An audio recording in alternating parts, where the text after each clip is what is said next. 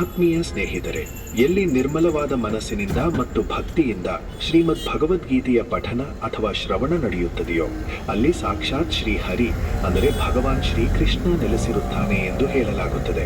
ಅದು ಏಕೆ ಇರಬಾರದು ಹೇಳಿ? ಈ ಮಾತುಗಳು ನೇರವಾಗಿ ಭಗವಂತನ ಬಾಯಿಂದ ಹೊರಬಂದ ಅಮೃತದ ಹನಿಗಳಿದ್ದಂತೆ. ಇವುಗಳ ಮಹಿಮೆಗೆ ಪಾರವೇ ಇಲ್ಲ. ಬನ್ನಿ, ಈ ಜ್ಞಾನದ ಗಂಗೆಯಲ್ಲಿ ಮುಳುಗುವ ಮೊದಲು ನಾವೆಲ್ಲರೂ ಒಟ್ಟಾಗಿ ಒಂದು ಕ್ಷಣ ಪ್ರಾರ್ಥಿಸೋಣ. ಹೇ ನಂದಕಿಶೋರ, ಹೇ ವಾಸುದೇವ, ಇಂದು ಯಾವ ಪುಣ್ಯಾತ್ಮರು ನಿಮ್ಮ ಈ ದಿವ್ಯವಾಣಿಯ ಸಾರವನ್ನು ಸವಿಯುತ್ತಿದ್ದಾರೋ ಅವರ ಮೇಲೆ ನಿಮ್ಮ ಕೃಪಾದೃಷ್ಟಿ ಸದಾ ಇರಲಿ. ಅವರ ಮನಸ್ಸಿಗೆ ಶಾಂತಿ ಸಿಗಲಿ ಮತ್ತು ಅವರ ಎಲ್ಲ ಸಂಕಟಗಳು ನಾಶವಾಗಲಿ. ಬನ್ನಿ, ಈಗ ತಡ ಮಾಡದೆ ಭಗವಾನ್ ಶ್ರೀಕೃಷ್ಣ ತೋರಿಸಿಕೊಟ್ಟ ಶ್ರೇಷ್ಠ ಜೀವನವನ್ನು ನಡೆಸುವ ಈ ಅಪರೂಪದ ಕಲೆಯ ಪಯಣವನ್ನು ಪ್ರಾರಂಭಿಸೋಣ. ಸ್ನೇಹಿತರೆ, ಒಂಟಿತನ ಅಥವಾ ಒಂಟಿಯಾಗಿರುವುದು ಶಾಪವಲ್ಲ, ಬದಲಾಗಿ ಇದೊಂದು ಅತ್ಯಮೂಲ್ಯ ಅವಕಾಶವಾಗಿದೆ.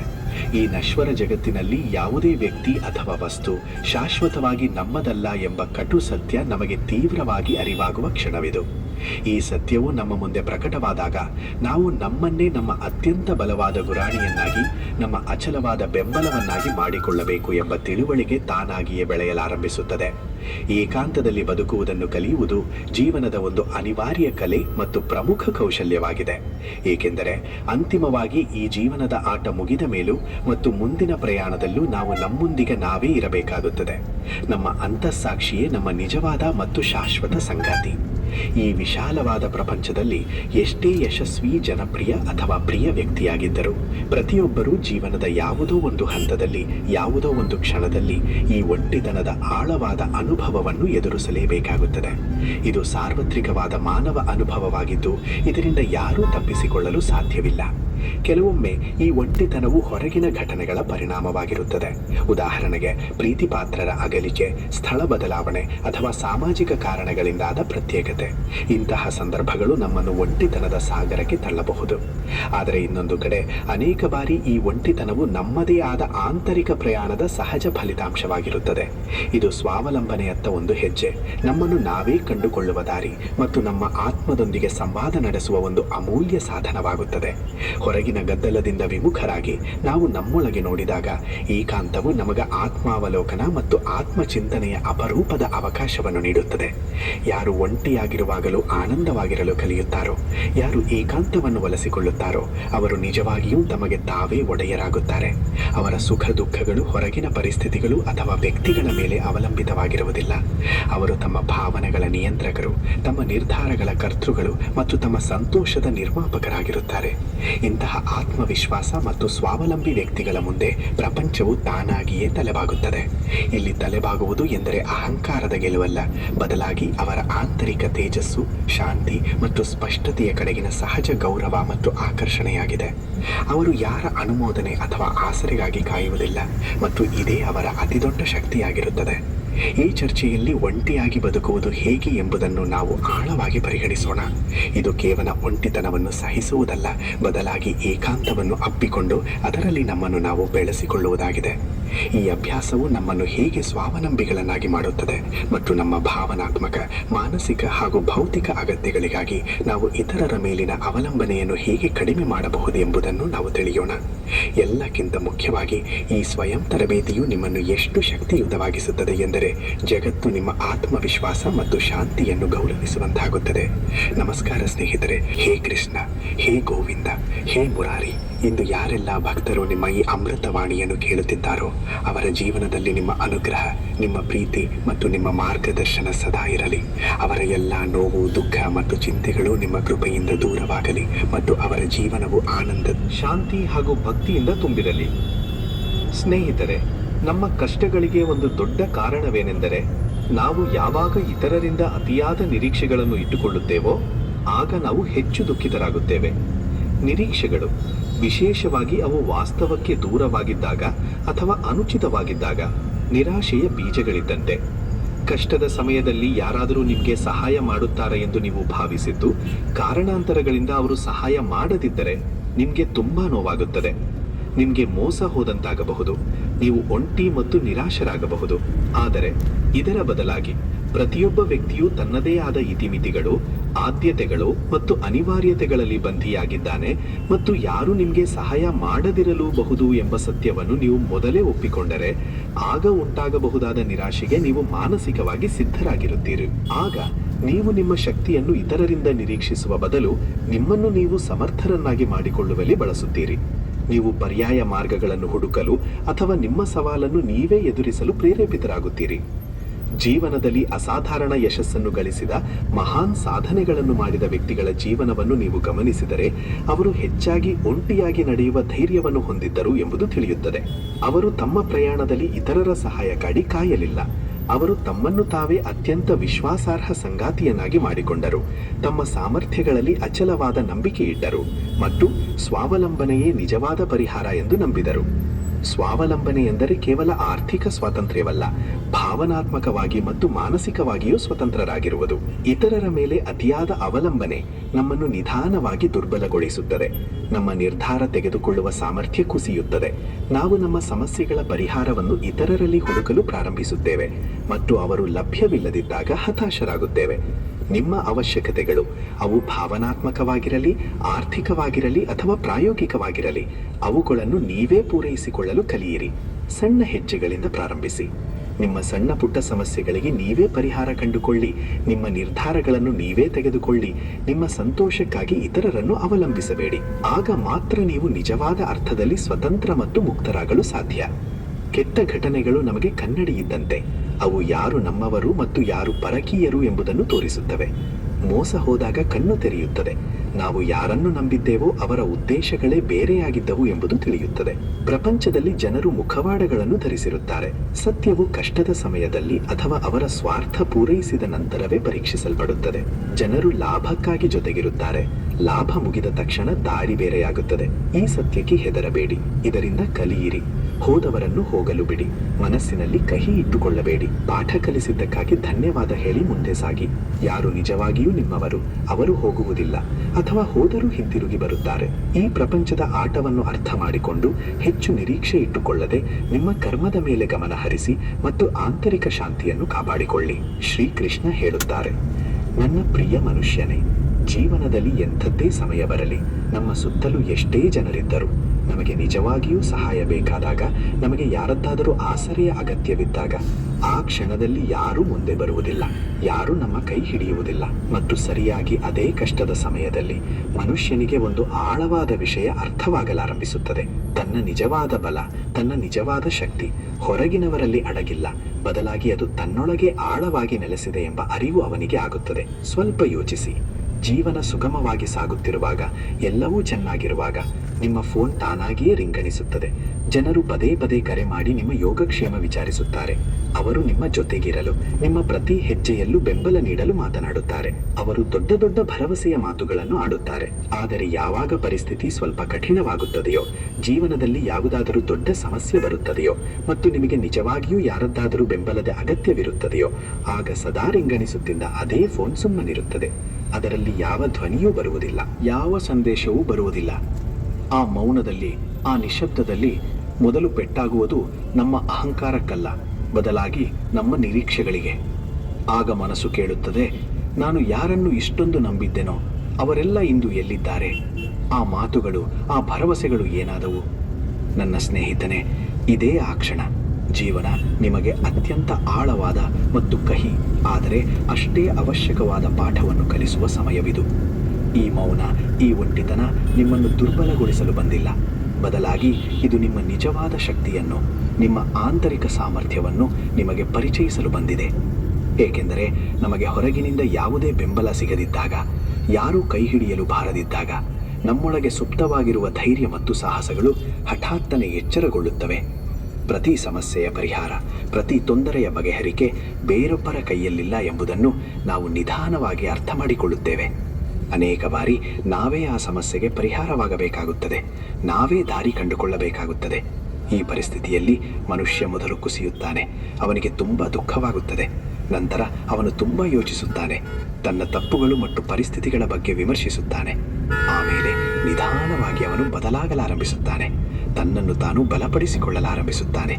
ಯಾರು ಪ್ರತಿ ಕ್ಷಣವೂ ಬೇರೊಬ್ಬರ ಬೆಂಬಲಕ್ಕಾಗಿ ಕಾಯುತ್ತಾರೋ ಅವರು ಜೀವನದಲ್ಲಿ ಹೆಚ್ಚಾಗಿ ಒಂದೆಡೆ ನಿಂತು ಬಿಡುತ್ತಾರೆ, ಮುಂದೆ ಸಾಗಲು ಸಾಧ್ಯವಾಗುವುದಿಲ್ಲ. ಆದರೆ ಯಾರು ಈ ಮೌನವನ್ನು, ಈ ಒಂಟಿತನವನ್ನು ತಮ್ಮ ಜವಾಬ್ದಾರಿ ಎಂದು ಒಪ್ಪಿಕೊಳ್ಳುತ್ತಾರೋ ಅವರು ಮುಂದೆ ಸಾಗುವುದನ್ನು ಕಲಿಯುತ್ತಾರೆ. ಅವರು ತಮ್ಮ ನಿರ್ಧಾರಗಳನ್ನು ತಾವೇ ತೆಗೆದುಕೊಳ್ಳುತ್ತಾರೆ, ಬೇರೊಬ್ಬರ ಮೇಲೆ ಅವಲಂಬಿತರಾಗುವುದಿಲ್ಲ. ಅವರು ತಮ್ಮ ಭಯದೊಂದಿಗೆ ಮಾತನಾಡುತ್ತಾರೆ, ಅದನ್ನು ಅರ್ಥ ಮಾಡಿಕೊಳ್ಳಲು ಪ್ರಯತ್ನಿಸುತ್ತಾರೆ. ಅವರು ತಮ್ಮ ದೌರ್ಬಲ್ಯವನ್ನು ಮರೆಮಾಚುವ ಬದಲು ಅದನ್ನು ಸುಧಾರಿಸಲು ಮತ್ತು ತೆಗೆದುಹಾಕಲು ಶ್ರಮಿಸುತ್ತಾರೆ. ಫೋನಿನ ಆ ಮೌನ, ಆ ನಿಶ್ಶಬ್ದ ನಿಮಗೆ ಇನ್ನೊಂದು ಪಾಠವನ್ನು ಕಲಿಸುತ್ತದೆ. ಅದೇನೆಂದರೆ, ಪ್ರತಿಯೊಂದು ಸಂಬಂಧವು ನಿಮ್ಮ ಕಷ್ಟವನ್ನು ಹಂಚಿಕೊಳ್ಳಲಿರುವುದಿಲ್ಲ. ಕೆಲವರು ಕೇವಲ ಸುಖದ ಸಂಗಾತಿಗಳಾಗಿರುತ್ತಾರೆ. ಈ ಸತ್ಯವು ಕಹಿಯಾಗಿದ್ದರೂ, ಮನಸ್ಸಿಗೆ ಚುಚ್ಚಿದ್ದರೂ ಇದು ತುಂಬ ಮುಖ್ಯವಾಗಿದೆ. ಏಕೆಂದರೆ ಈ ಸತ್ಯವನ್ನು ಅರ್ಥ ಮಾಡಿಕೊಂಡ ನಂತರವೇ ನೀವು ಅನಗತ್ಯ ನಿರೀಕ್ಷೆಗಳಿಂದ, ವ್ಯರ್ಥ ಆಸೆಗಳಿಂದ ಮುಕ್ತರಾಗುತ್ತೀರಿ. ನಿರೀಕ್ಷೆಗಳ ಭಾರ ಕಡಿಮೆಯಾದಾಗ ಮನಸ್ಸು ತಾನಾಗಿಯೇ ಬಲಗೊಳ್ಳುತ್ತದೆ ಮತ್ತು ಶಾಂತವಾಗುತ್ತದೆ. ಯಾರದ್ದು ಉತ್ತರಕ್ಕಾಗಿ ಕಾಯುವುದು ಈಗ ನಿಮ್ಮ ಉಸಿರನ್ನು ತಡೆಹಿಡಿಯುವುದಿಲ್ಲ, ನಿಮ್ಮ ಹೃದಯ ಬಡಿತವನ್ನು ನಿಲ್ಲಿಸುವುದಿಲ್ಲ ಎಂಬುದನ್ನು ನೀವು ನಿಧಾನವಾಗಿ ಅರಿತುಕೊಳ್ಳುತ್ತೀರಿ.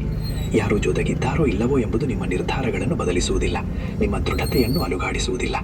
ಈಗ ನೀವು ನಿಮ್ಮನ್ನು ನಿಭಾಯಿಸಲು, ನಿಮಗೆ ನೀವೇ ಬಲ ತುಂಬಲು ಕಲಿತಿರುತ್ತೀರಿ. ಈ ಬದಲಾವಣೆ ಹೊರಗಿನವರಿಗೆ ಕಾಣಿಸದಿರಬಹುದು, ಆದರೆ ನಿಮ್ಮೊಳಗೆ ಇದು ಬಹಳ ಆಳವಾಗಿರುತ್ತದೆ ಮತ್ತು ನಿಮ್ಮ ಸಂಪೂರ್ಣ ಆಲೋಚನಾ ಕ್ರಮವನ್ನೇ ಬದಲಿಸಿಬಿಡುತ್ತದೆ. ನನ್ನ ಸ್ನೇಹಿತನೇ, ಇದೇ ಆ ಹಂತ. ಇಲ್ಲಿ ಮನುಷ್ಯ ದೂರು ನೀಡುವುದನ್ನು ಬಿಟ್ಟು ಅಳುವುದನ್ನು ನಿಲ್ಲಿಸಿ ಪರಿಹಾರದ ಕಡೆಗೆ ಸಾಗುತ್ತಾನೆ. ಜೀವನ ಪ್ರತಿ ಬಾರಿಯೂ ಯಾರನ್ನಾದರೂ ಕಳುಹಿಸಿ ಅಥವಾ ಆಸರೆ ನೀಡಿ ನಿಮ್ಮನ್ನು ಪರೀಕ್ಷಿಸುವುದಿಲ್ಲ ಎಂಬುದು ಅವನಿಗೆ ಅರ್ಥವಾಗುತ್ತದೆ. ಅನೇಕ ಬಾರಿ ಅದು ನಿಮ್ಮನ್ನು ಒಂಟಿಯಾಗಿ ನಿಲ್ಲಿಸಿ ನಿಮ್ಮ ಸಾಮರ್ಥ್ಯ ಮತ್ತು ನಿಜವಾದ ಯೋಗ್ಯತೆಯನ್ನು ನೋಡುತ್ತದೆ. ಆ ಕಷ್ಟದ ಸಮಯದಲ್ಲಿಯೂ ನೀವು ಒಂಟಿಯಾಗಿ ಮುನ್ನಡೆಯುತ್ತಿದ್ದರೆ ಆಗ ನಿಮ್ಮ ಆತ್ಮವಿಶ್ವಾಸವು ಯಾರ ಹೊಗಳಿಕೆಗೂ ಕಾಯುವುದಿಲ್ಲ. ಇಂದು ಯಾರು ನಿಮ್ಮನ್ನು ಕರೆಯದಿದ್ದರೆ, ಯಾರು ನಿಮ್ಮ ಜೊತೆಗಿಲ್ಲದಿದ್ದರೆ, ಆದರೂ ನಿಮ್ಮ ಜೀವನದ ಪ್ರಯಾಣ ನಿಲ್ಲಬಾರದು ಎಂಬುದು ನಿಮಗೆ ತಿಳಿಯುತ್ತದೆ. ಅಂತಿಮವಾಗಿ ಈ ಅನುಭವವೇ ನಿಮಗೆ ಅತ್ಯಂತ ದೊಡ್ಡ ಪಾಠವನ್ನು ಕಲಿಸುತ್ತದೆ.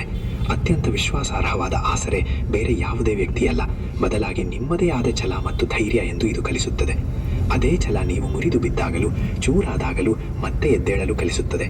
ಆ ಮೌನದಲ್ಲಿಯೂ, ಆ ಒಂಟಿತನದಲ್ಲಿಯೂ ಅದೇ ಛಲ ನಿಮಗೆ ದಾರಿ ತೋರಿಸುತ್ತದೆ, ಹೊಸ ಮಾರ್ಗವನ್ನು ಸೂಚಿಸುತ್ತದೆ. ಎಲ್ಲಕ್ಕಿಂತ ಮೊದಲು ನಿಮ್ಮ ಮೇಲೆ ವಿಶ್ವಾಸವಿಡಲು, ನಿಮ್ಮ ಸಾಮರ್ಥ್ಯಗಳನ್ನು ನಂಬಲು ಅದು ನಿಮಗೆ ನೆನಪಿಸುತ್ತದೆ. ಏಕೆಂದರೆ ಆ ನಂಬಿಕೆಯೇ ಪ್ರತಿ ಸನ್ನಿವೇಶದಲ್ಲಿ, ಪ್ರತಿ ಕಷ್ಟದ ಸಮಯದಲ್ಲಿ ನಿಮ್ಮ ಜೊತೆಗಿರುತ್ತದೆ, ಅದ ಸಂಗಾತಿಯಾಗುತ್ತದೆ. ಶ್ರೀಕೃಷ್ಣ ಹೇಳುತ್ತಾರೆ, ನನ್ನ ಪ್ರಿಯ ಮನುಷ್ಯನೇ, ಜೀವನದಲ್ಲಿ ಮಾತು ಮತ್ತು ಕೃತಿಗಳ ನಡುವೆ, ಅಂದರೆ ಆಡಿದ ಮಾತುಗಳು ಮತ್ತು ಮಾಡಿದ ಕೆಲಸಗಳ ನಡುವೆ ದೊಡ್ಡ ಅಂತರವಿರುತ್ತದೆ. ಏಕೆಂದರೆ ಮಾತು ಕೊಡುವುದು ಅಥವಾ ದೊಡ್ಡ ದೊಡ್ಡ ಭರವಸೆಗಳನ್ನು ನೀಡುವುದು ತುಂಬಾ ಸುಲಭ. ಆದರೆ ಯಾರದ್ದಾದರೂ ಜೊತೆ ನಿಜವಾಗಿಯೂ ನಿಲ್ಲುವುದು, ಅವರ ಕಷ್ಟದ ಸಮಯದಲ್ಲಿ ಅವರ ಕೈ ಹಿಡಿಯುವುದು ತುಂಬಾ ಧೈರ್ಯ ಮತ್ತು ಜವಾಬ್ದಾರಿಯನ್ನು ಬೇಡುತ್ತದೆ. ಇದು ಎಲ್ಲರಿಗೂ ಸಾಧ್ಯವಿಲ್ಲ. ಜೀವನದಲ್ಲಿ ಯಾವುದೇ ಗೊಂದಲ ಬಂದಾಗ, ಯಾವುದೇ ಕಷ್ಟ ಎದುರಾಗಾಗ ಅಥವಾ ದೊಡ್ಡ ನಿರ್ಧಾರ ತೆಗೆದುಕೊಳ್ಳಬೇಕಾದಾಗ ಸುತ್ತಮುತ್ತಲಿನ ಜನರು ತುಂಬಾ ಬೇಗನೆ ಸಲಹೆ ನೀಡಲು ಪ್ರಾರಂಭಿಸುತ್ತಾರೆ. ಕೆಲವರು ಹೀಗೆ ಮಾಡಿ ಎನ್ನುತ್ತಾರೆ, ಇನ್ನು ಕೆಲವರು ಹಾಗೆ ಮಾಡಿ ಎನ್ನುತ್ತಾರೆ. ಕೆಲವರು ತಮ್ಮ ಹಳೆಯ ಅನುಭವಗಳನ್ನು ಹೇಳಿ ತಮ್ಮನ್ನು ತಾವು ಬುದ್ಧಿವಂತರೆಂದು ಸಾಬೀತುಪಡಿಸಲು ನೋಡುತ್ತಾರೆ. ಆ ಸಮಯದಲ್ಲಿ ನಾವು ಒಂಟಿಯಲ್ಲ ಎಂದು ನಮಗೆ ಅನ್ನಿಸುತ್ತದೆ. ನಮ್ಮ ಒಳ್ಳೆಯದನ್ನು ಬಯಸುವ ಅನೇಕ ಜನರಿದ್ದಾರೆ ಎಂದು ನಾವು ಭಾವಿಸುತ್ತೇವೆ. ಆದರೆ ನಿರ್ಧಾರ ತೆಗೆದುಕೊಳ್ಳುವ ನಿಜವಾದ ಸಮಯ ಬಂದಾಗ, ಆ ನಿರ್ಧಾರದ ಫಲಿತಾಂಶ ಎದುರಾದಾಗ ಅದೇ ಜನರು ನಿಧಾನವಾಗಿ ಹಿಂದೆ ಸರಿಯುತ್ತಾರೆ, ನಿಮ್ಮ ಸಾಥ್ ಬಿಡುತ್ತಾರೆ. ಆಗ ಮನುಷ್ಯನಿಗೆ ಒಂದು ಕಟು ಸತ್ಯ ಅರ್ಥವಾಗುತ್ತದೆ. ಸಲಹೆ ನೀಡುವ ವ್ಯಕ್ತಿ ಎಂದಿಗೂ ಆ ನಿರ್ಧಾರದ ಭಾರವನ್ನು ತನ್ನ ಹೆಗಲ ಮೇಲೆ ಹೊರುವುದಿಲ್ಲ, ಅದರ ಜವಾಬ್ದಾರಿಯನ್ನು ತೆಗೆದುಕೊಳ್ಳುವುದಿಲ್ಲ. ನಷ್ಟವಾಗಲಿ ಅಥವಾ ಹೋರಾಟವಾಗಲಿ ಅದನ್ನು ನೀವೇ ಎದುರಿಸಬೇಕಾಗುತ್ತದೆ, ಒಂಟಿಯಾಗಿಯೇ ಅನುಭವಿಸಬೇಕಾಗುತ್ತದೆ. ನಿರ್ಧಾರ ತಪ್ಪಾದರೆ ಬೆರಳು ನಿಮ್ಮ ಕಡೆಗೆ ತೋರಿಸಲ್ಪಡುತ್ತದೆ, ನೀವೇ ದೋಷಿಯಾಗುತ್ತೀರಿ. ಮತ್ತು ನಿರ್ಧಾರ ಸರಿಯಾದರೆ ಅದು ಆಗಲೇಬೇಕಿತ್ತು, ಅದರಲ್ಲಿ ನಿಮ್ಮದೇನು ದೊಡ್ಡ ವಿಷಯ ಎಂದು ಜನರು ಹೇಳುತ್ತಾರೆ. ನನ್ನ ಸ್ನೇಹಿತನೇ, ಇದೇ ಆ ತಿರುವು. ಇಲ್ಲಿ ಮನುಷ್ಯ ತನ್ನ ಒಳಗಿನಿಂದ ಬದಲಾಗಲು ಪ್ರಾರಂಭಿಸುತ್ತಾನೆ. ಅಂದು ಮನುಷ್ಯ ಒಂದು ವಿಷಯವನ್ನು ಕಲಿಯುತ್ತಾನೆ. ಅದೇನೆಂದರೆ, ಇತರರ ಮಾತು ಕೇಳುವುದು, ಅವರ ಸಲಹೆ ಪಡೆಯುವುದು ತಪ್ಪಲ್ಲ. ಆದರೆ ಇತರರ ಮಾತನ್ನು ಕಣ್ಣು ಮುಚ್ಚಿ ನಂಬಿ ತಮ್ಮ ಜೀವನ ನಡೆಸುವುದು ಅತ್ಯಂತ ದೊಡ್ಡ ತಪ್ಪು. ಏಕೆಂದರೆ ಸಲಹೆ ನೀಡುವವನು ನಿಮ್ಮ ನಿದ್ದೆ ಇಲ್ಲದ ರಾತ್ರಿಗಳನ್ನು ನೋಡಿರುವುದಿಲ್ಲ, ನಿಮ್ಮ ತೊಂದರೆಗಳನ್ನು ಅನುಭವಿಸಿರುವುದಿಲ್ಲ. ಅವನು ನಿಮ್ಮ ಜವಾಬ್ದಾರಿಗಳ ಭಾರವನ್ನು ಹೊರುವುದಿಲ್ಲ, ನಿಮ್ಮ ಭಯ ಮತ್ತು ಆತಂಕವನ್ನು ಅವನು ಅನುಭವಿಸುವುದಿಲ್ಲ. ಅವನು ಕೇವಲ ಹೊರಗಿನಿಂದ ಪರಿಸ್ಥಿತಿಯನ್ನು ನೋಡಿ ತನ್ನ ಅಭಿಪ್ರಾಯ ಅಥವಾ ಸಲಹೆಯನ್ನು ನೀಡುತ್ತಾನೆ. ಆದರೆ ನೀವು ಆ ಪರಿಸ್ಥಿತಿಯ ಒಳಗೆ, ಆ ಸಮಸ್ಯೆಯ ಮಧ್ಯದಲ್ಲಿ ನಿಂತಿರುತ್ತೀರಿ, ಅದನ್ನು ಅನುಭವಿಸುತ್ತಿರುತ್ತೀರಿ. ನಿರ್ಧಾರ ತೆಗೆದುಕೊಳ್ಳುವ ಅಧಿಕಾರ ಅದರ ಫಲಿತಾಂಶಗಳನ್ನು ಎದುರಿಸಲು ಸಿದ್ಧವಿರುವ ಮತ್ತು ಜವಾಬ್ದಾರಿ ಹೊರಬಲ್ಲ ವ್ಯಕ್ತಿಗೆ ಮಾತ್ರ ಇರಬೇಕು ಎಂಬುದು ನಿಧಾನವಾಗಿ ಮನುಷ್ಯನಿಗೆ ಅರ್ಥವಾಗುತ್ತದೆ. ಇದೇ ತಿಳುವಳಿಕೆ ಸ್ವಾವಲಂಬನೆಯ ಮೊದಲ ಮೆಟ್ಟಿಲಾಗುತ್ತದೆ. ನಮಗೆ ನಮ್ಮ ಮೇಲೆಯೇ ಅವಲಂಬಿತರಾಗಲು ಕಲಿಸುತ್ತದೆ. ಈಗ ನೀವು ಪ್ರತಿಯೊಬ್ಬರನ್ನು ಕೇಳುವುದನ್ನು ನಿಲ್ಲಿಸುತ್ತೀರಿ. ನೀವೇ ಯೋಚಿಸುತ್ತೀರಿ, ಅರ್ಥ ಮಾಡಿಕೊಳ್ಳುತ್ತೀರಿ ಮತ್ತು ನಂತರ ನಿಮ್ಮ ನಿರ್ಧಾರವನ್ನು ತೆಗೆದುಕೊಳ್ಳುತ್ತೀರಿ. ತಪ್ಪಾದರೆ ನಿಮ್ಮನ್ನು ನೀವೇ ತಿದ್ದಿಕೊಳ್ಳುತ್ತೀರಿ, ಬೇರೆಯವರನ್ನು ದೂಷಿಸುವುದಿಲ್ಲ. ಮತ್ತು ನಿರ್ಧಾರ ಸರಿಯಾದರೆ ನಿಮ್ಮೊಳಗೆ ಒಂದು ಶಾಂತವಾದ ಆತ್ಮವಿಶ್ವಾಸ ಹುಟ್ಟುತ್ತದೆ. ಅದು ಯಾರ ಪ್ರಶಂಸೆಗೂ ಅವಲಂಬಿತವಾಗಿರುವುದಿಲ್ಲ. ಈ ಪ್ರಕ್ರಿಯೆಯಲ್ಲಿ ಮನುಷ್ಯ ತುಂಬಾ ಬಲಶಾಲಿಯಾಗುತ್ತಾನೆ. ಅವನು ಇತರರನ್ನು ದೂಷಿಸುವುದನ್ನು ಬಿಡುತ್ತಾನೆ, ಏಕೆಂದರೆ ಈಗ ಅವನಿಗೆ ಪ್ರತಿ ಫಲಿತಾಂಶದ ಜವಾಬ್ದಾರಿ ತನ್ನದೇ ಎಂದು ತಿಳಿದಿರುತ್ತದೆ. ಸೋಲು ಬಂದಾಗ ಯಾರೋ ತಪ್ಪು ಸಲಹೆ ನೀಡಿದರು ಎಂದು ಹೇಳುವ ಬದಲು ಇದು ತನ್ನದೇ ನಿರ್ಧಾರವಾಗಿತ್ತು ಮತ್ತು ಈಗ ತಾನೇ ಇದರಿಂದ ಪಾಠ ಕಲಿಯಬೇಕು, ಮುಂದೆ ಸಾಗಬೇಕು ಎಂದು ಒಪ್ಪಿಕೊಳ್ಳುತ್ತಾನೆ. ಈ ಸ್ವೀಕಾರ ಮನೋಭಾವವೇ ಮನುಷ್ಯನನ್ನು ಗುಂಪಿನಿಂದ ಪ್ರತ್ಯೇಕಿಸುತ್ತದೆ ಮತ್ತು ವಿಶೇಷವಾಗಿಸುತ್ತದೆ. ಒಂದು ಹಂತದ ನಂತರ ಪ್ರತಿಯೊಂದು ಸಲಹೆಯು ನಿಮ್ಮ ಒಳ್ಳೆಯದಕ್ಕಾಗಿಯೇ ಇರುವುದಿಲ್ಲ, ಅಂದರೆ ಎಲ್ಲರೂ ಯಾವಾಗಲೂ ನಿಮ್ಮ ಒಳ್ಳೆಯದನ್ನೇ ಬಯಸುವುದಿಲ್ಲ ಎಂಬುದು ಅರ್ಥವಾಗುತ್ತದೆ. ಅನೇಕ ಬಾರಿ ಜನರು ತಮ್ಮ ಭಯ, ತಮ್ಮ ವೈಫಲ್ಯ ಅಥವಾ ತಮ್ಮ ಮಿತಿಗಳ ಆಧಾರದ ಮೇಲೆ ಸಲಹೆ ನೀಡುತ್ತಾರೆ, ತಮ್ಮ ಅಪೂರ್ಣ ಆಲೋಚನೆಯನ್ನು ಹೇರುತ್ತಾರೆ. ನೀವು ಪ್ರತಿಯೊಬ್ಬರ ಮಾತನ್ನು ಕೇಳುತ್ತಿದ್ದರೆ ನಿಮ್ಮ ಜೀವನವು ಇತರರ ಆಲೋಚನೆಗೆ ತಕ್ಕಂತೆ ನಡೆಯಲಾರಂಭಿಸುತ್ತದೆ. ನೀವು ನಿಮ್ಮ ಗುರುತನ್ನು ಕಳೆದುಕೊಳ್ಳುತ್ತೀರಿ. ಯಾವಾಗ ಜೀವನವು ಇತರರ ಆಲೋಚನೆಯ ಮೇಲೆ ನಡೆಯುತ್ತದೆಯೋ ಆಗ ಮನುಷ್ಯ ಒಳಗಿನಿಂದ ಖಾಲಿತನವನ್ನು ಅನುಭವಿಸುತ್ತಾನೆ. ಯಾವಾಗ ನೀವು ನಿಮ್ಮ ನಿರ್ಧಾರಗಳ ಜವಾಬ್ದಾರಿಯನ್ನು ನೀವೇ ಹೊರಲು ಕಲಿಯುತ್ತೀರೋ ಆಗ ನಿಮಗೆ ಯಾರ ಬೆಂಬಲದ ಅಗತ್ಯವೂ ಅಷ್ಟಾಗಿ ಇರುವುದಿಲ್ಲ. ರಸ್ತೆ ಎಷ್ಟೇ ಕಠಿಣವಾಗಿದ್ದರೂ ಅದನ್ನು ಕ್ರಮಿಸುವ ಶಕ್ತಿ ನಿಮ್ಮಲ್ಲಿದೆ ಎಂದು ನಿಮಗೆ ತಿಳಿದಿರುತ್ತದೆ. ಇದೇ ಆಲೋಚನೆ ನಿಮಗೆ ನಿಧಾನವಾಗಿ ಸ್ವಾಭಿಮಾನವನ್ನು ನೀಡುತ್ತದೆ, ನಿಮ್ಮನ್ನು ನೀವು ಗೌರವಿಸಲು ಕಲಿಸುತ್ತದೆ. ಇದೇ ಆಲೋಚನೆ ನಿಮಗೆ ಸ್ಥಿರತೆಯನ್ನು ನೀಡುತ್ತದೆ, ಮನಸ್ಸನ್ನು ಶಾಂತವಾಗಿರಿಸುತ್ತದೆ ಮತ್ತು ಒಂದು ದಿನ ಇದೇ ಆಲೋಚನೆ ನಿಮ್ಮನ್ನು ಆ ಎತ್ತರಕ್ಕೆ ಕೊಂಡೊಯ್ಯುತ್ತದೆ. ಅಲ್ಲಿ ನೀವು ಯಾವುದೇ ಗದ್ದಲವಿಲ್ಲದೆ, ಯಾವುದೇ ಬಾಹ್ಯ ಪ್ರದರ್ಶನವಿಲ್ಲದೆ ನಿಮ್ಮ ಮೇಲೆ ಸಂಪೂರ್ಣ ನಂಬಿಕೆ ಇಡಲು ಸಾಧ್ಯವಾಗುತ್ತದೆ. ಶ್ರೀಕೃಷ್ಣ ಹೇಳುತ್ತಾರೆ, ನನ್ನ ಪ್ರಿಯ ಮನುಷ್ಯನೇ, ಯಾವಾಗ ಮನುಷ್ಯ ತನ್ನ ಸಂತೋಷ, ತನ್ನ ಶಾಂತಿ ಮತ್ತು ತನ್ನ ಶಕ್ತಿಯನ್ನು ಇತರರ ಪ್ರತಿಕ್ರಿಯೆಯ ಮೇಲೆ, ಅಂದರೆ ಇತರರ ನಡವಳಿಕೆಯ ಮೇಲೆ ಅವಲಂಬಿಸುವುದನ್ನು ಬಿಡುತ್ತಾನೋ ಆಗ ಅವನ ನಿಜವಾದ ಶಕ್ತಿ ಒಳಗಿನಿಂದ ಪ್ರಕಟವಾಗಲಾರಂಭಿಸುತ್ತದೆ. ಆಗಾಗ ನಮ್ಮ ಸಂತೋಷ, ನಮ್ಮ ದುಃಖ ಮತ್ತು ನಮ್ಮ ಶಾಂತಿಯನ್ನು ಇತರರ ನಿರೀಕ್ಷೆಗಳೊಂದಿಗೆ ಜೋಡಿಸಿಕೊಳ್ಳುತ್ತೇವೆ. ಯಾರಾದರೂ ನಮ್ಮನ್ನು ಅರ್ಥ ಮಾಡಿಕೊಳ್ಳುತ್ತಾರೆ, ನಮಗೆ ಸಾಥ್ ನೀಡುತ್ತಾರೆ, ನಮ್ಮ ಪರವಾಗಿ ನಿಲ್ಲುತ್ತಾರೆ ಎಂದು ನಾವು ಭಾವಿಸುತ್ತೇವೆ. ಹಾಗಾದಾಗ ಮನಸ್ಸು ಹಗುರವಾಗುತ್ತದೆ, ನೆಮ್ಮದಿ ಸಿಗುತ್ತದೆ. ಆದರೆ ಆ ನಿರೀಕ್ಷೆ ಪೂರೈಸದಿದ್ದಾಗ, ಯಾರಾದರೂ ನಮ್ಮ ನಿರೀಕ್ಷೆಗೆ ತಕ್ಕಂತೆ ನಡೆದುಕೊಳ್ಳದಿದ್ದಾಗ ಮನಸ್ಸು ಮುರಿದು ಹೋಗುತ್ತದೆ, ಚೂರಾಗುತ್ತದೆ. ಅದೇ ನೋವಿನಿಂದ ಬಹುಶಃ ನಾವು ನಮ್ಮ ಶಕ್ತಿ ಮತ್ತು ಸಂತೋಷದ ಕೀಲಿಕೈಯನ್ನು ತಪ್ಪು ಜಾಗದಲ್ಲಿ ಇಟ್ಟಿದ್ದೆವು ಎಂಬ ಅರಿವು ಮೂಡುತ್ತದೆ. ಯಾವ ದಿನ ನೀವು ಇತರರಿಂದ ಅತಿಯಾಗಿ ನಿರೀಕ್ಷಿಸುವುದನ್ನು ಕಡಿಮೆ ಮಾಡುತ್ತೀರೋ ಅಂದು ನೀವು ಯಾರಿಂದಲೂ ದೂರವಾಗುವುದಿಲ್ಲ, ಯಾರೊಂದಿಗೂ ಸಂಬಂಧ ಮುರಿಯುವುದಿಲ್ಲ. ಬದಲಾಗಿ ನೀವು ನಿಮ್ಮ ಹತ್ತಿರಕ್ಕೆ ಮರಳಲು ಪ್ರಾರಂಭಿಸುತ್ತೀರಿ, ನಿಮ್ಮೊಳಗೆ ಇಣುಕಿ ನೋಡಲು ಶುರು ಮಾಡುತ್ತೀರಿ. ಎದುರಿಗಿರುವವರು ಏನು ಮಾಡುತ್ತಿದ್ದಾರೆ ಎಂದು ನೋಡುವ ಬದಲು ನೀವು ಏನು ಮಾಡಬಹುದು, ನಿಮ್ಮನ್ನು ನೀವು ಹೇಗೆ ನಿಭಾಯಿಸಬಹುದು ಎಂದು ನೋಡಲು ಪ್ರಾರಂಭಿಸುತ್ತೀರಿ. ಈ ಬದಲಾವಣೆ ಹೊರಗಿನಿಂದ ಚಿಕ್ಕದಾಗಿ ಕಂಡರೂ ನಿಮ್ಮೊಳಗೆ ಇದು ತುಂಬಾ ದೊಡ್ಡದಾಗಿರುತ್ತದೆ, ಏಕೆಂದರೆ ಈಗ ನಿಮ್ಮ ಮನಸ್ಸು ಪದೇ ಪದೇ ಯಾರ ನಡವಳಿಕೆಯಿಂದಲೂ ಯಾರ ಮಾತುಗಳಿಂದಲೂ ವಿಚಲಿತವಾಗುವುದಿಲ್ಲ. ನಿರೀಕ್ಷೆ ಕಡಿಮೆ ಮಾಡುವುದೆಂದರೆ ನೀವು ಕಠೋರವಾಗುತ್ತೀರಿ ಅಥವಾ ಸಂಬಂಧಗಳಿಂದ ಮುಖ ತಿರುಗಿಸುತ್ತೀರಿ ಅಥವಾ ಸ್ವಾರ್ಥಿಯಾಗುತ್ತೀರಿ ಎಂದು ಅರ್ಥವಲ್ಲ. ಇದರರ್ಥ ನೀವು ನಿಮ್ಮ ಭಾವನೆಗಳ ಜವಾಬ್ದಾರಿಯನ್ನು ನೀವೇ ತೆಗೆದುಕೊಳ್ಳುತ್ತೀರಿ ಎಂದಷ್ಟೇ. ಈಗ ಯಾರಾದರೂ ಸಾಥ್ ನೀಡಿದರೆ ನೀವು ಅವರಿಗೆ ಕೃತಜ್ಞರಾಗಿರುತ್ತೀರಿ ಮತ್ತು ಯಾರಾದರೂ ಸಾಥ್ ನೀಡದಿದ್ದರೆ ನೀವು ಕುಸಿಯುವುದಿಲ್ಲ. ಇದೇ ಆಲೋಚನೆ ನಿಧಾನವಾಗಿ ನಿಮ್ಮನ್ನು ಭಾವನಾತ್ಮಕವಾಗಿ ಮತ್ತು ಮಾನಸಿಕವಾಗಿ ಬಲಶಾಲಿಯನ್ನಾಗಿ ಮಾಡುತ್ತದೆ. ಯಾವಾಗ ನೀವು ಇತರರಿಂದ ನಿರೀಕ್ಷೆ ಇಟ್ಟುಕೊಳ್ಳುವುದನ್ನು ಬಿಡುತ್ತೀರೋ ಆಗ ನೀವು ನಿಮ್ಮ ನಿರ್ಧಾರಗಳಲ್ಲಿ ಹೆಚ್ಚು ಸ್ಪಷ್ಟವಾಗತೊಡಗುತ್ತೀರಿ ಮತ್ತು ಹೆಚ್ಚು ಸ್ಪಷ್ಟವಾಗಿ ಯೋಚಿಸಲು ಪ್ರಾರಂಭಿಸುತ್ತೀರಿ. ಜನರು ಏನೆನ್ನುತ್ತಾರೆ ಎಂದು ನೀವು ಯೋಚಿಸುವುದಿಲ್ಲ, ಬದಲಾಗಿ ನೀವು ಏನು ಮಾಡಬೇಕು, ಯಾವುದು ಸರಿ ಎಂದು ಯೋಚಿಸುತ್ತೀರಿ. ಇದರಿಂದ ಭಯ ಕಡಿಮೆಯಾಗುತ್ತದೆ ಮತ್ತು ಆತ್ಮವಿಶ್ವಾಸ ಹೆಚ್ಚುತ್ತದೆ, ನಿಮ್ಮ ಮೇಲಿನ ನಂಬಿಕೆ ಬಲಗೊಳ್ಳುತ್ತದೆ. ಏಕೆಂದರೆ ಈಗ ನಿಮ್ಮ ನಡಿಗೆ, ನಿಮ್ಮ ಪ್ರತಿ ಹೆಜ್ಜೆ ಯಾರ ಒಪ್ಪಿಗೆಯ ಮೇಲೋ ಅಥವಾ ಯಾರದ್ದೋ ಹೌದು ಎಂಬ ಮಾತಿನ ಮೇಲೋ ಅವಲಂಬಿತವಾಗಿರುವುದಿಲ್ಲ. ಈ ಸ್ಥಿತಿಯಲ್ಲಿ ಮನುಷ್ಯ ದೂರು ನೀಡುವುದನ್ನು ಬಿಡುತ್ತಾನೆ, ಅಳುವುದನ್ನು ನಿಲ್ಲಿಸುತ್ತಾನೆ ಮೊದಲು ಮನಸ್ಸು ನನ್ನ ಜೊತೆಗೆ ಏಕೆ ಹೀಗಾಯಿತು, ನಾನೇ ಏಕೆ ಅನುಭವಿಸಬೇಕಾಯಿತು ಎಂದು ಕೇಳುತ್ತಿತ್ತು. ಆದರೆ ಈಗ ಅದೇ ಮನಸ್ಸು ನಾನಿದರಿಂದ ಏನು ಕಲಿಯಬಹುದು, ಇದು ನನಗೆ ಏನನ್ನು ಕಲಿಸಲು ಬಯಸುತ್ತದೆ ಎಂದು ಕೇಳುತ್ತದೆ. ಇದೇ ಪ್ರಶ್ನೆ ನಿಮ್ಮನ್ನು ಮುಂದೆ ಕರೆದೊಯ್ಯುತ್ತದೆ, ಪ್ರಗತಿಯ ಹಾದಿಯಲ್ಲಿ ನಡೆಸುತ್ತದೆ. ಇದೇ ಆಲೋಚನೆ ನಿಮ್ಮನ್ನು ಪರಿಸ್ಥಿತಿಯ ಬಲಿಪಶುವಾಗದಂತೆ ತಡೆಯುತ್ತದೆ. ನೀವು ದುರ್ಬಲರಾಗಲು ಬಿಡುವುದಿಲ್ಲ. ನಿಧಾನವಾಗಿ ಪ್ರತಿಯೊಬ್ಬ ವ್ಯಕ್ತಿಯು ತಮ್ಮದೇ ಆದ ಇತಿಮಿತಿಗಳೊಂದಿಗೆ ಬದುಕುತ್ತಿದ್ದಾರೆ. ಪ್ರತಿಯೊಬ್ಬರಿಗೂ ಅವರದ್ದೇ ಆದ ಅನಿವಾರ್ಯತೆಗಳಿವೆ ಎಂಬುದು ನಿಮಗೆ ಅರ್ಥವಾಗಲಾರಂಭಿಸುತ್ತದೆ. ಪ್ರತಿಯೊಬ್ಬರೂ ನಿಮ್ಮ ನಿರೀಕ್ಷೆಗಳಿಗೆ, ನಿಮ್ಮ ಆಸೆಗಳಿಗೆ ತಕ್ಕಂತೆ ನಡೆದುಕೊಳ್ಳಲು ಸಾಧ್ಯವಿಲ್ಲ. ಯಾವಾಗ ನೀವು ಇದನ್ನು ಒಪ್ಪಿಕೊಳ್ಳುತ್ತೀರೋ, ಈ ಸತ್ಯವನ್ನು ಸ್ವೀಕರಿಸುತ್ತೀರೋ, ಆಗ ಮನಸ್ಸಿನಲ್ಲಿ ಕಹಿ ಉಳಿಯುವುದಿಲ್ಲ. ನೀವು ಜನರನ್ನು ನೀವು ಅವರನ್ನು ಹೇಗೆ ರೂಪಿಸಲು ಬಯಸಿದ್ದೀರೋ ಹಾಗಲ್ಲ, ಬದಲಾಗಿ ಅವರು ನಿಜವಾಗಿಯೂ ಹೇಗಿದ್ದಾರೋ ಹಾಗೆಯೇ ನೋಡಲಾರಂಭಿಸುತ್ತೀರಿ. ನನ್ನ ಸ್ನೇಹಿತನೇ, ಯಾವಾಗ ನೀವು ನಿಮ್ಮ ಮನಸ್ಸನ್ನು ಇತರರ ನಡವಳಿಕೆಯಿಂದ ಮುಕ್ತಗೊಳಿಸುತ್ತೀರೋ, ಅವರನ್ನು ನಿಮ್ಮ ಸಂತೋಷದ ಹೊಣೆಗಾರರನ್ನಾಗಿ ಮಾಡುವುದಿಲ್ಲವೋ, ಅಲ್ಲಿಂದಲೇ ನಿಮ್ಮ ಒಳಗಿನ ಶಕ್ತಿ ಪ್ರಾರಂಭವಾಗುತ್ತದೆ. ಈಗ ನಿಮ್ಮ ಶಾಂತಿ ಯಾರ ಮಾತುಗಳಿಂದಲೂ ಅಲುಗಾಡುವುದಿಲ್ಲ. ಯಾರೇ ಏನೇ ಹೇಳಲಿ ನೀವು ಶಾಂತವಾಗಿರುತ್ತೀರಿ. ಈಗ ನಿಮ್ಮ ಶಕ್ತಿ ದೂರುಗಳಲ್ಲಿ ವ್ಯರ್ಥವಾಗುವುದಿಲ್ಲ, ಬದಲಾಗಿ ಸರಿಯಾದ ದಿಕ್ಕಿನಲ್ಲಿ ಬಳಕೆಯಾಗುತ್ತದೆ. ಈಗ ನಿಮ್ಮನ್ನು ಹೇಗೆ ನಿಭಾಯಿಸಬೇಕು, ನಿಮ್ಮ ಭಾವನೆಗಳನ್ನು ಹೇಗೆ ನಿಯಂತ್ರಿಸಬೇಕು ಎಂಬುದು ತಿಳಿದಿರುತ್ತದೆ.